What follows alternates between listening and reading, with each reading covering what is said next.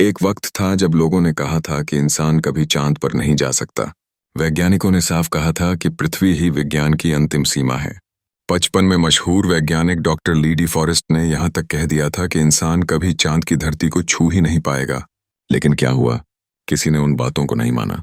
एक शख्स उठा, अपने सपनों का बस्ता कंधे पर रखा और चल पड़ा। उसका नाम था नील आर्मस्ट्रॉन्ग, और वही इंसान चांद की जमीन पर पहला कदम रखने वाला बन गया। उसके बाद तो अंतरिक्ष यात्राएं कुछ इस तरह आम हो गईं जैसे आजकल कोई रेलगाड़ी या हवाई जहाज से सफर करता है। एक और उदाहरण सुनो। मशहूर वैज्ञानिक लॉर्ड केल्विन ने एक बार कहा था कि हवा में उड़ना इंसान के लिए असंभव है। उनका मानना था कि केवल पक्षी ही उड़ सकते हैं, और अगर कोई चीज हवा में जाएगी तो गुरुत्वाकर्षण उसे गिरा देगा। लेकिन राइट ब्रदर्स ने उस सोच को चुनौती दी। उन्होंने साइकिल के पुराने पुर्जों से वो चीज बना दी जिसे हम आज हवाई जहाज कहते हैं।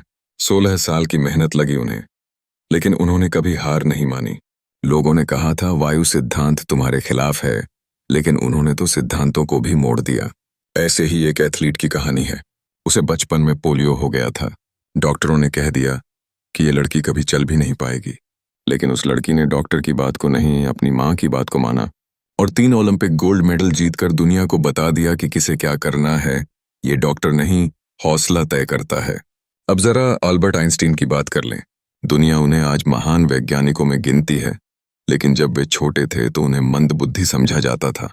उनके स्कूल के प्रिंसिपल ने एक चिट्ठी में उनके माँ को लिखा, आपका बच्चा इस स्कूल के लायक नहीं है, इसे कहीं और भेजिए। लेकिन माँ ने वो चिट्ठी पढ़कर बेटे से कहा, इसमें लिखा है कि तुम विलक्षण प्रतिभा वाले हो, ये स्कूल तुम्हें पढ़ाने के काबिल नहीं है, इसलिए अब मैं तुम्हें खुद पढ़ाऊंगी। माँ ने बेटे को पढ़ाया, प्रेरित किया, और वही बच्चा एक दिन दुनिया का सबसे बड़ा वैज्ञानिक बना। वर्षों बाद जब आइंस्टीन अपने पुराने सामान को समेट रहे थे, उन्हें वही चिट्ठी मिली। जब उन्होंने उसे दोबारा पढ़ा तो आंखें भर आईं, क्योंकि उसमें असल में लिखा था कि वो बच्चा मंदबुद्धि है और स्कूल उसके लायक नहीं। अब सोचिए, अगर माँ उस समय हार मान लेती या वही सच मान लेती जो दूसरों ने कहा, तो क्या आइंस्टीन वो बन पाते जो वो बने? इसलिए दोस्तों, दुनिया क्या कहती है ये मत सुनो। वो कहेंगे कि तुमसे नहीं होगा, लेकिन तुमसे होगा।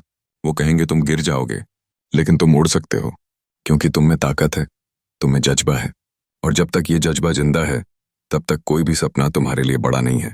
दुनिया ने जब जब कहा तू नहीं कर सकता, किसी न किसी ने करके दिखाया है। जो लोग खुद को कमजोर समझ लेते हैं, असल में वो दूसरों की बातों पर भरोसा कर बैठते हैं। अगर राइट ब्रदर्स ने लोगों की बात मानी होती तो आज हम हवा में उड़ना नहीं सीखते। माँ की बातों में जो भरोसा है वो डॉक्टर की रिपोर्ट को भी झूठा साबित कर देता है।